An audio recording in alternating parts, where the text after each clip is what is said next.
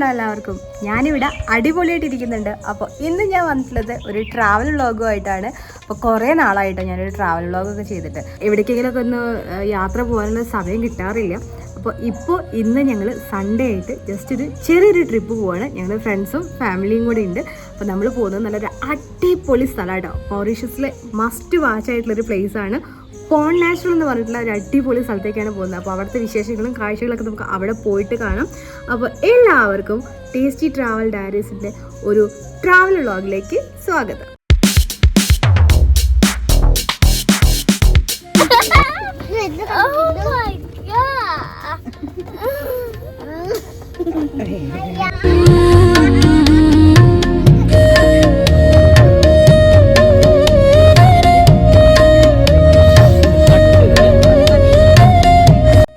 മൗറീഷ്യസിൻ്റെ south east ഭാഗത്താണ് കേട്ടോ ഈ ഒരു അതിമനോഹരമായിട്ടുള്ള നാച്ചുറൽ ബ്രിഡ്ജ് സ്ഥിതി ചെയ്യുന്നത്. ഈ പോകുന്ന വഴികളൊക്കെ കുറച്ച് ഓഫ് റോഡാണ് കേട്ടോ. രണ്ട് സൈഡും കരിമ്പന്തോട്ടങ്ങളാണ്. പക്ഷെ ഇപ്പം എല്ലാം വെട്ടി നിരത്തിയിട്ടിരിക്കുകയാണ്.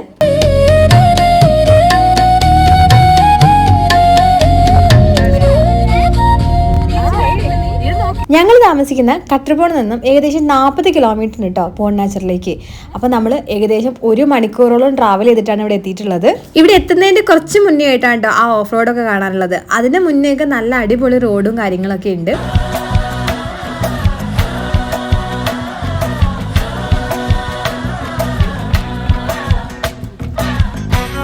അപ്പോൾ ഇതാണ് ഞാൻ പറഞ്ഞിട്ടുള്ള ആ ഒരു പോൺ നാച്ചുറൽ എന്ന് പറയുന്നത് സ്ഥലം കേട്ടോ. മൗറീഷ്യസിലെ ഭയങ്കര അടിപൊളിയായിട്ടുള്ള അല്ലെങ്കിൽ ബ്യൂട്ടിഫുൾ ആയിട്ടുള്ള സ്ഥലമാണ്. ആക്ച്വലി ഇന്ന് സീ കുറച്ച് റഫും കൂടി ഉണ്ട്. അതുകൊണ്ട് തന്നെ ആ ഒരു തിരമാല വരുന്നത് കാണാൻ തന്നെ എന്തൊരു ഭംഗിയാണെന്നറിയോ. പോരാത്തിന് ചെയ്ത് നല്ല അടിപൊളി കാറ്റും ഉണ്ട്.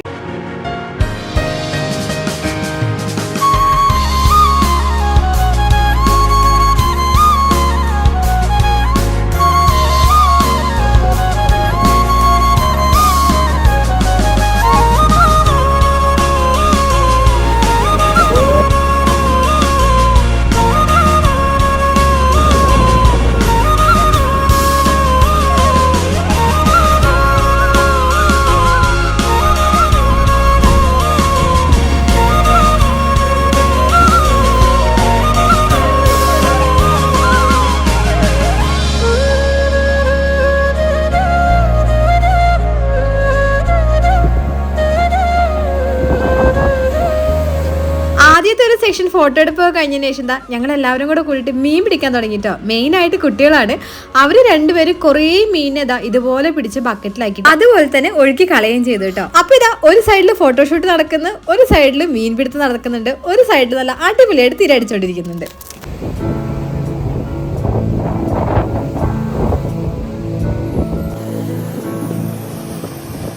വിരലുകൾ കോർക്കാൻ മൃദുമൊഴി കേൾക്കാനായി ഉടലുണരുന്നു, ഉയരുണരുന്നു. വിരലുകൾ കോർക്കാൻ മൃദുമൊഴി കേൾക്കാനായി ഉടലുണരുന്നു.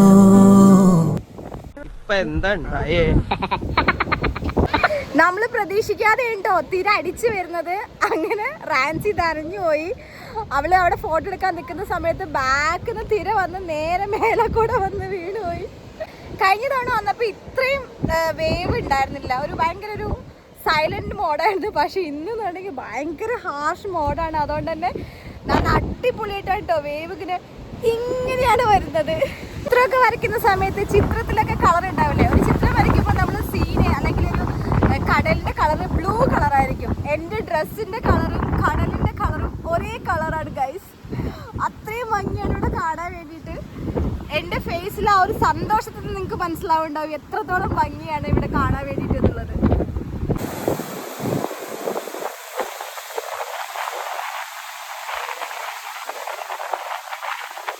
കേട്ടോ മൗറീഷ്യസിനെ ഐലൻഡ് പാരഡൈസ് എന്ന് വിളിക്കുന്നത്. നമുക്കിവിടെ കണ്ടു കഴിഞ്ഞിട്ടുണ്ടെങ്കിൽ ശരിക്കും ഒരു സ്വർഗം പോലെയാണ് തോന്നുന്നത്.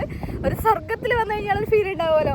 ഒരു സിനിമയുടെ പേര് കേട്ടിട്ടില്ലേ, നീലാകാശം പച്ചക്കടൽ ചുവന്ന ഭൂമിന്ന്. ഇവിടെ നമ്മള് നീലാകാശം നീലക്കടൽ ചുവന്ന ഭൂമി. മെയിൻ അട്രാക്ഷൻ എന്ന് പറയുന്നത് ഈ കാണുന്ന ഒരു വോൾക്കാനോ ഇറപ്ഷൻ ഉണ്ടായ ഒരു സ്ഥലമാണ് കേട്ടോ. ഇതിന്റെ ഭംഗി എന്ന് പറയുന്നത്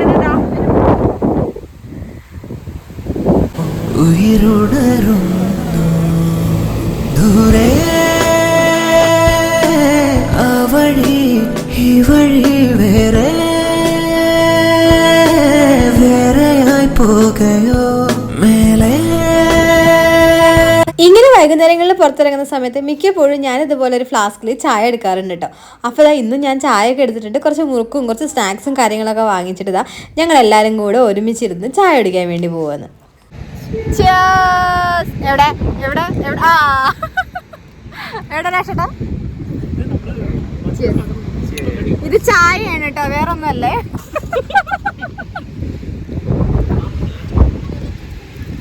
വിടരാനുള്ളിലെ വെൺമതി അവൾ വരും വസന്തമായി. ഗൂഗിളിൽ സെർച്ച് ചെയ്തപ്പോൾ ഇതിന്റെ ഫോർമേഷനെ കുറിച്ച് പറയുന്നത് വോൾക്കാനിക് ഇറപ്ഷൻ വഴി ഒരുപാട് റോക്സുകൾ ഇവിടെ ഉണ്ടാവില്ലേ, ആ സമയത്ത് ഉണ്ടാകുന്ന തിരമാലകൾ അടിച്ചടിച്ചിട്ടാട്ടോ ഇതുപോലത്തെ ഒരു ബ്രിഡ്ജ് രൂപപ്പെട്ട് വന്നിട്ടുള്ളതെന്നാണ് പറയുന്നത്. ഈ ലോകത്ത് എന്തോരം മഹാത്ഭുതങ്ങളാണ് ഉള്ളത് എന്നുള്ളത് നമുക്ക് പറയാതിരിക്കാൻ വയ്യ അല്ലേ. ഇതെല്ലാം കാണുക എന്ന് പറയുന്നത് ഒരു വലിയൊരു കാര്യം തന്നെയാണ്. ഇതിന്റെ മെയിൻ അട്രാക്ഷൻ എന്താന്നുള്ളത് ഞാൻ കാണിച്ചു തരാം. അപ്പൊ ഞാൻ അങ്ങോട്ടേക്ക് നടന്നു പോവാണ്. ഞാനിതിൽ ക്ലിയർ ആയിട്ട് കാണാൻ പറ്റുന്നില്ല, എന്നാലും ഞാൻ ട്രൈ ചെയ്യാം കാണിക്കാൻ വേണ്ടിയിട്ട്. ഇങ്ങനെ സ്റ്റെപ്പ് ഇറങ്ങി ഇങ്ങനെ ഇങ്ങനെ പോകണം. ഇങ്ങനെ പോകുന്ന സമയത്ത്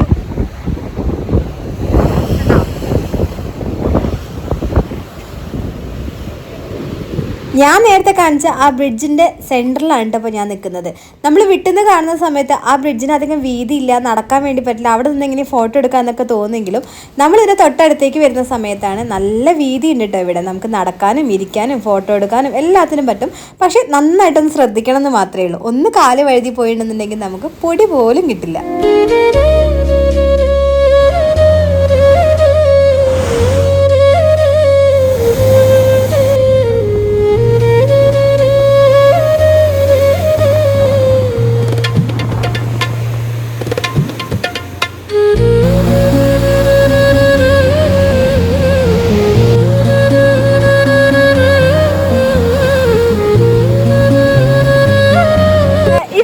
സൗണ്ട് കേൾക്കുമ്പോൾ നല്ല പേടി തോന്നുന്നുണ്ട് കേട്ടോ.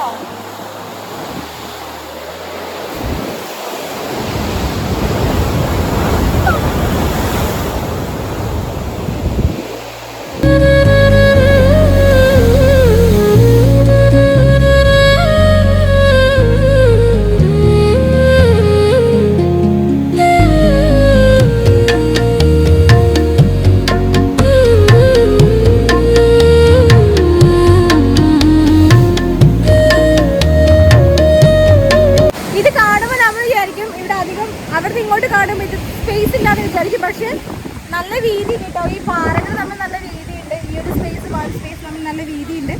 പക്ഷെ വല്ലാത്തൊരു എക്സ്പീരിയൻസ് ആണ് കേട്ടോ.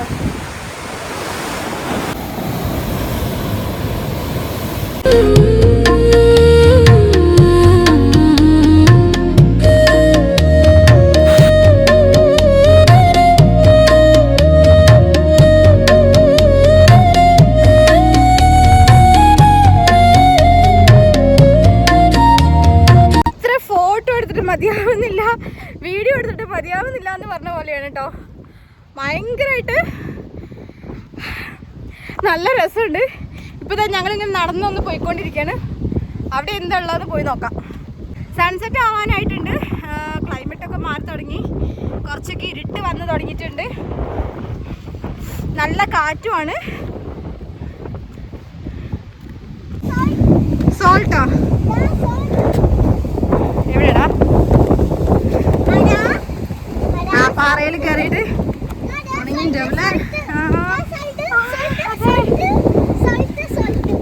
കണ്ടു ഉപ്പ്.